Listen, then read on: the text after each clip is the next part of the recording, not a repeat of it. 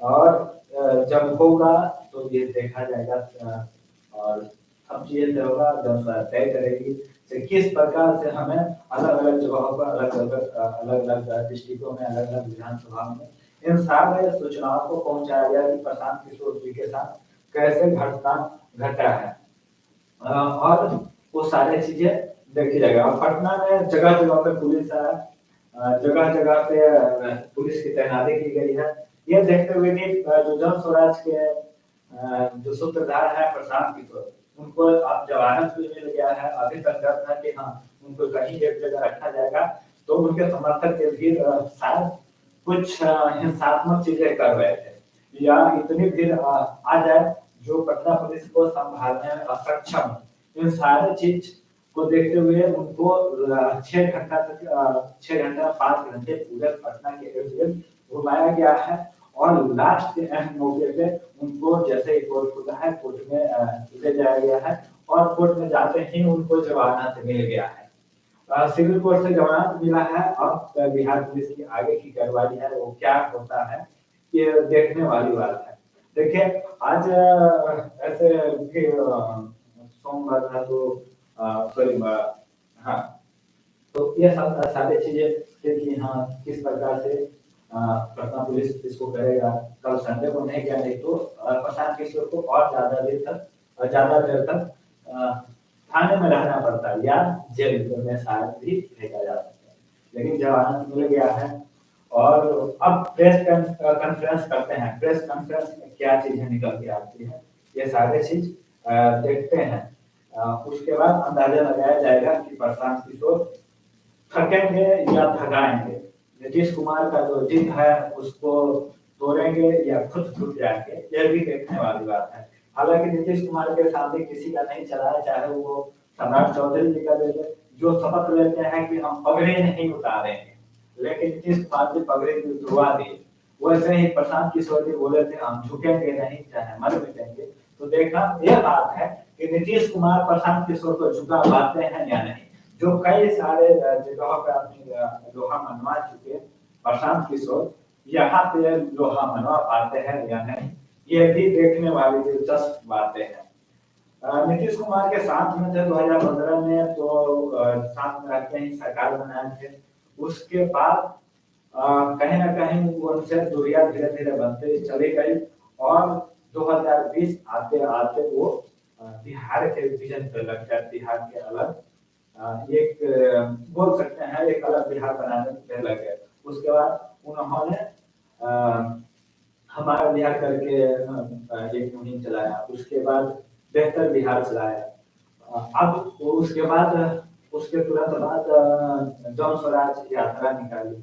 उसके बाद फिर 2 अक्टूबर को जन स्वराज पार्टी भी बनाया और पार्टी बनाते ही चुनाव और जो उपचुनाव हुआ उसमें अपनी भूमिका निभाई और 10% वोट के साथ अपना जगह बनाया। फर्स्ट चुनाव उपचुनाव जो काफी कम समय 1 महीने के बनी पार्टी 10% वोट शेयर अपने खाते में ऐड कर लेता है। तो जो फाइनल चुनाव होता है वो कैसा रहेगा ये भी देखने वाली चीज रहेगा। तो क्या 2025 के चुनाव में वो कुछ कमाल कर पाते हैं या नहीं ये सब चीजें हैं। और वो एक देखिए अपडेट कुछ शायद आ रहे हैं। नहीं नहीं अभी अपडेट नहीं है लेकिन अब उनका जो देखना है कि किस प्रकार से अब कंबाइन करते हैं। अब जन स्वराज की कुछ चीजें खंगाल लेते हैं। अभी क्या उनकी तैयारी चल रही है कैसे वो चल रहे हैं उनकी क्या क्या चीजें आ रही है। तो अभी तक जन स्वराज की तरफ से अभी कोई भी अपडेट नहीं आ रही है। अभी कोई भी उनका अपडेट नहीं है।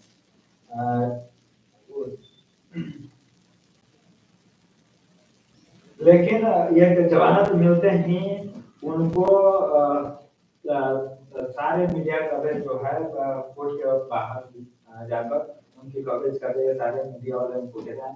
शायद इस वजह से भी वो अपना निर्णय लेने में समय ले रहे हैं क्योंकि जब तक वो सोचेंगे नहीं जब तक उनको एक समय नहीं मिलेगा तब तक वो अपने रणनीति के बारे में अपने समर्थकों के साथ साझा नहीं करेंगे। जब तक साझा नहीं करेंगे तब तक पब्लिकली कुछ निकल के नहीं आएगा। अभी तक जो अदालत ड्यूटी जमानत मिला है पटना सिविल कोर्ट से, जो बेल मिली और ये सारे जानकारी है, अभी सारे जगह यही चल रहे हैं। इसके साथ ही अब क्या होता है आगे आप बने रहिए, लाइव सेशन में हम आपको सभी चीज बताएंगे और चीजें चलता रहेगा। देखिए, राहुल तेजस्वी को ऑफर तो पीके से फायदा या बेअसर हुआ। देखिए, जो राहुल गांधी तेजस्वी यादव को जो ऑफर दिया जा रहा था उस पे क्या चीजें क्या कैसे हो रही है। 2 अक्टूबर से वो अनशन पे बैठे थे गांधी मैदान में। 2 अक्टूबर के बाद से आज 6 तारीख को सुबह 4 बजे उनकी गिरफ्तारी हुई। उसके बाद उनको कोर्ट ले जाया गया 11 बजे के बाद। उसके बाद 12 में उनको समय आता है, उनको बेल मिल जाता है। तो कहने वाले 6 घंटे में उनको बेल मिल जाती है। तो इस प्रकार से है, कहीं ना कहीं प्रशांत किशोर अपने जगह पे सही भी है, जिसके वजह से उनको कोर्ट में भी बरी किया। अब देखिए, सोशल मीडिया पे एक और चीज चल रहा है, हीरो या जीरो, बिहार में पीके का कितना स्कोप। ये बहुत बड़े लोगों के जो मन में क्वेश्चन उठ गया, बहुत सारे लोग लेके जा रहे हैं प्रशांत किशोर हीरो निकले या जीरो। ये अभी नहीं पता चलेगा, लेकिन 2025 में इसका असर जरूर दिखेगा और जरूर चीजें निकल के आएगी कि प्रशांत किशोर हीरो है या जीरो। अब इस पे क्या और निकल के आते हैं, सामने क्या अपडेट आता है, वो सब चीजें आपको हम दिखाएंगे और बताएंगे से किस प्रकार से प्रशांत किशोर अपना जो लड़ाई है वो आगे जारी रखेंगे, किस प्रकार से नीतीश कुमार का घमंड जो है वो तोड़ने में लगेंगे। क्योंकि उन्होंने कहा था जब तक उनको झुकाएंगे नहीं, जब तक वो छात्रों से नहीं मिलेंगे तब तक हम अनशन से नहीं उठेंगे, हमको झुकना पड़ेगा। ये सारे चीज है, अब देखिए क्या होता है, क्या वो झुकते हैं या नहीं, ये देखने की जो बात है ये सब देखा जाएगा। क्या नीतीश कुमार अब छात्रों से मिलेंगे, क्योंकि वो अब बड़े हो गए हैं प्रशांत किशोर, तो स्वाभाविक सी बात है कि अपनी लड़ाई को जारी रखेंगे या कहीं ना कहीं पब्लिक सपोर्ट मिल रहा था, जनता बिहार की जनता का सपोर्ट मिल रहा था, तो उसको भी कंटिन्यू करना वो चाहेंगे। चाहे वो जॉन स्वराज की बात हो या प्रशांत किशोर हो, वो हर कोई चाहता है कि जो 2025 का चुनाव उसमें जनता के पास अधिकतर पहुंचे और उनके लिए बेहतर मौका के तौर पर देखी जा रही है जॉन स्वराज के पास और प्रशांत किशोर के पास से वो अपनी जनता में जगह बनाए। इसके साथ साथ बहुत सारे लोग बोले आज अब प्रशांत किशोर के आगे की जो योजना है वो क्या रहेगा, कैसे रहेगा। और उसके साथ साथ एक और चीज बता दें, नीतीश कुमार को राहुल गांधी तेजस्वी यादव भी ऑफर कर रहे हैं। अभी तक इधर से चल रहा था, लेकिन उधर से भी अपना दरवाजा खोल दिया गया है।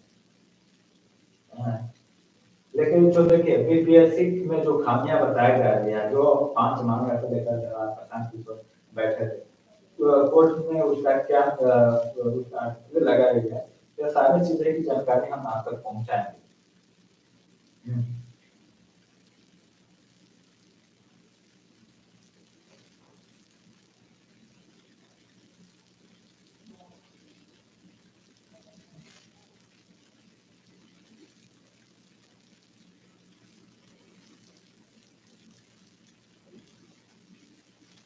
देखिए, एक बहुत बड़ा अपडेट है, सिविल कोर्ट ने प्रशांत किशोर पे 25,000 का जुर्माना लगाया है और यह कह के छोड़ा है, जमानत दिया है कि आप इस प्रकार के अवसर हम नहीं करेंगे, जो आप आंदोलन कर रहे थे बिना बताए ये नहीं करेंगे और इस तरह के जगह पे नहीं करेंगे।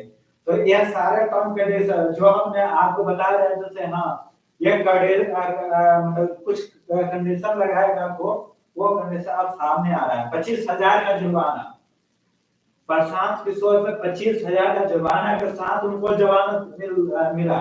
और साथ ही साथ ये बताया गया कि आपको ऐसे जगहों पे कोई भी आंदोलन नहीं करना है, कोई भी अनशन नहीं करना है। अब गांधी मैदान में प्रशांत किशोर नहीं बैठ पाएंगे धरना पे और नहीं मांगे रख पाएंगे, ये बहुत बड़ी आपके लिए जानकारी है।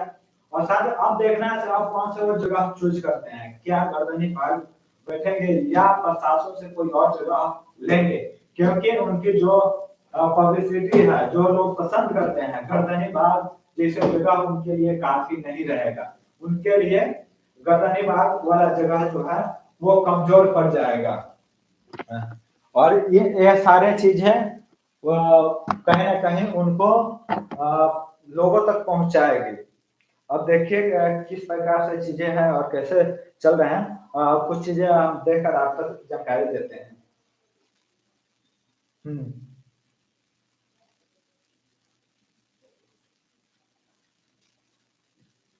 हम्म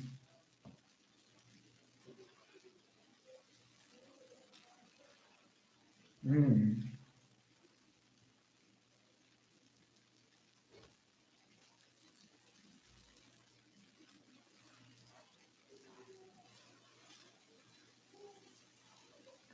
देखिए कोर्ट में प्रशांत किशोर ने क्या कहा ये भी हम आपको बता दें। जब टर्म कंडीशन लगाया गया से आप लिखित दीजिए कि आप इस प्रकार के, क्योंकि आप एक सोशलिस्ट हैं, तो आप लिख कर दें कि हाँ इस प्रकार के कोई भी आंदोलन आप भविष्य में नहीं करेंगे। तो प्रशांत किशोर ने साफ मना कर दिया जज के सामने से, मैडम आपको जमानत देना है तो विदाउट कंडीशन दीजिए, लेकिन आप अगर इस प्रकार का कंडीशन लगाएंगे तो हमें बेल नहीं चाहिए, क्योंकि वो सोशल वर्कर हैं तो हर चीजों का अपनी जो बात रखते रहते हैं और धरना प्रदर्शन करते रहते हैं। पॉलिटिकल जुड़ाव है तो आगे भी वो करते रहेंगे। तो इस प्रकार की चीजें के लिए वो उन्होंने तुरंत मना कर दिया है और 25,000 के जुर्माना उन्होंने देने को तैयार हुए हैं।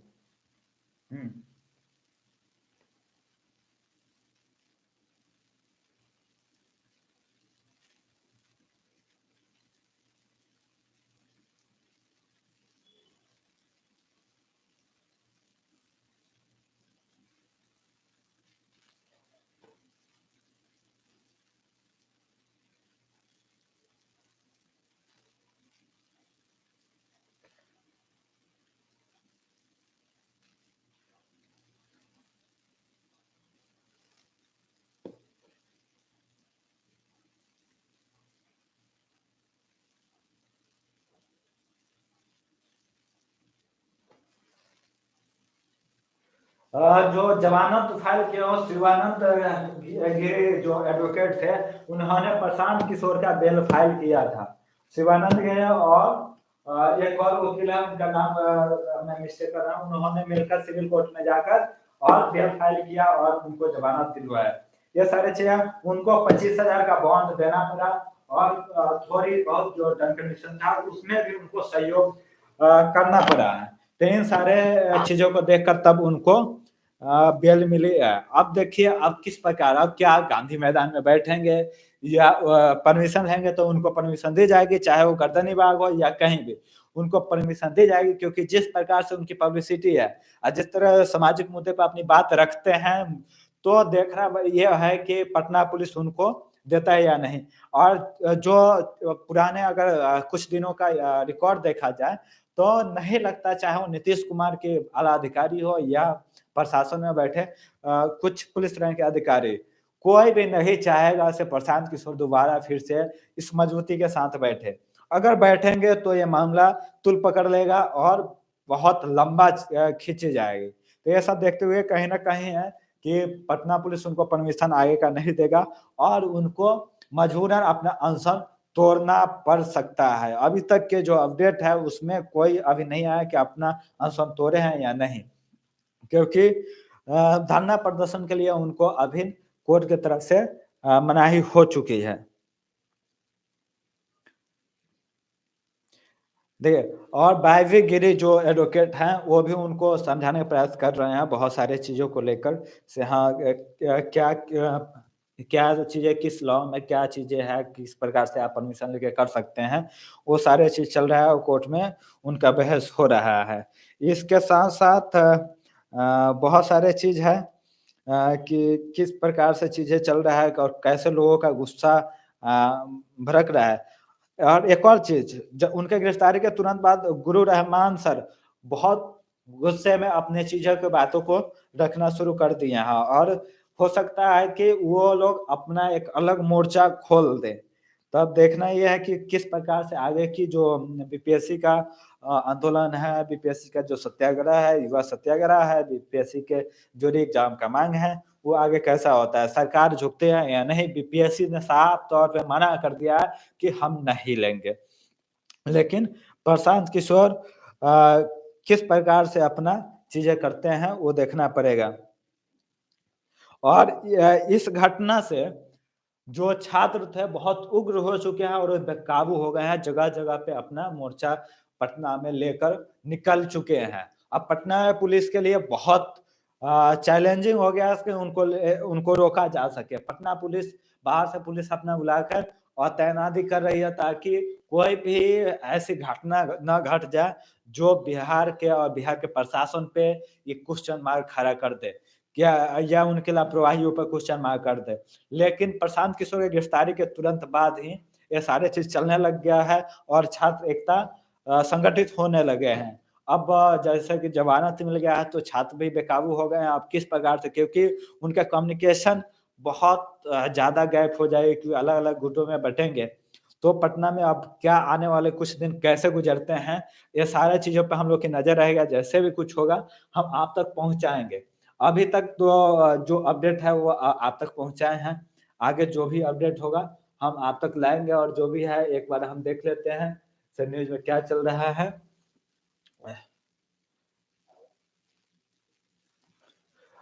जैसे ही ये सारे चीज़ चल रहे हैं अभी कोई रिकॉर्ड नहीं आई है।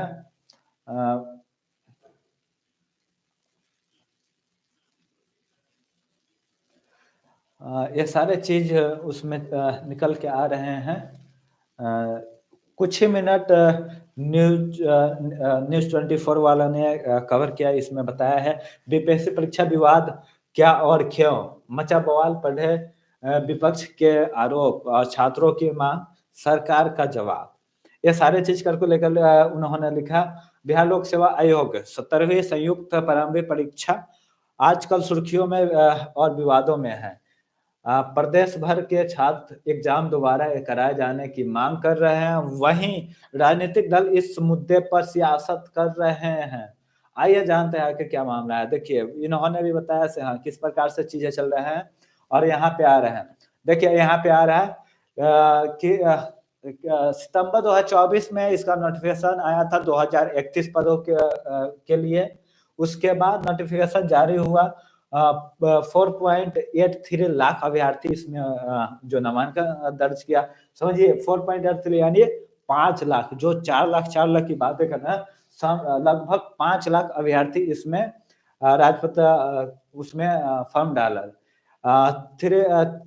3 लाख 25 लाख आवेदकों ने एग्ज़ाम दिया, जो 4,83,000 फॉर्म डाला था, उसमें से मात्र 3,25,000 ही अभ्यर्थी एग्ज़ाम दिलवाए, उसमें भी बीपीएससी सक्षम नहीं हो पाया और बापू सभागार पे भी बवाल हुआ और अन्य सेंटरों पे ना कुछ गड़बड़ी की खबर चलती रही। एग्ज़ाम 2031 पदों के लिए हुआ, 200 एसडीएम है, 136 डीएसपी है एवं अन्य राज्यपाल अधिकारियों के पद शामिल हैं। प्रारंभिक परीक्षा 13 दिसंबर 2024 को दोपहर 12 बजे से 2 बजे तक के बीच हुआ, जिसमें सामान्य ज्ञान 150 प्रश्न थे, लेकिन 13 दिसंबर को पटना बापू सभागार में प्रश्न पत्र बाँटने में देरी और पेपर लीक का आरोप छात्रों ने लगाया। सब किसी ने देखा होगा वीडियो भी सीसीटीवी का फुटेज आया से हाँ, किस प्रकार से लोग चीटिंग कर रहे थे। उसके बाद एक और खबरें आया जो बीपीएससी ने कबूला कि जो छात्र पहुँचे थे वहाँ पे पेपरों की संख्या वो कम थी समय तक। 12 बजे से जैसे था 1 बजे तक पेपर वहाँ नहीं पहुँचा था। ये बीपीएससी का था अपने तरफ से स्टेटमेंट। पेपर लीक होने और प्राइवेट कोचिंग सेंटर का मॉडल पेपर होने के आरोप। देखिए, जैसे वो पेपर लीक हुआ उसके बाद उसमें जो क्वेश्चन सेट थे, वो कई सारे प्राइवेट कोचिंग संस्थानों के क्वेश्चन सेम टू सेम हूब टू हूब उसमें था। इस बात को लेकर छात्रों ने काफ़ी नाराज़गी ज़ाहिर किया था अपना से हाँ, कहीं न कहीं इसमें कोचिंग माफिया अपना जगह बनाने सेंधमारी में कहीं न कहीं सफल दिख रहे हैं। ये छात्रों का आरोप था। उसके बाद वहाँ पे गड़बड़ी हुआ तो आरोप लगने के बाद छात्रों ने एग्ज़ाम रद्द कर कर दोबारा कराए जाने की माँग की। पटना जिला प्रशासन ने आरोपों की जाँच करके जाँच रिपोर्ट बीपीएससी को सौंपी तो आयोग ने बापू सभागार सेंटर के 12,000 परीक्षार्थियों के लिए दोबारा परीक्षा आयोजित करने का निर्णय लिया था। देखिए, पटना के डीएम साहब थे जो आप लोगों ने काफ़ी सारे देखे थे कि एक लड़का को थप्पड़ जड़े थे एकदम निर्दयी होकर, वो भी एक आईएएस अधिकारी ने, तो कहीं न कहीं उनके सिलेक्शन पे भी सवाल उठता है, ऐसे कैसे ऐसे-ऐसे अधिकारी चयनित हो जाते हैं और अपने पद का गलत गलत इस्तेमाल करते हैं। 18 दिसंबर को चीज़ें होता है और गर्दनीबाग धरने पे बैठ गए छात्र। 18 दिसंबर से बैठते हुए अभी तक छात्र अपना धरना दे रहे थे। और छात्रों के बहुत सारे चीज़ें था।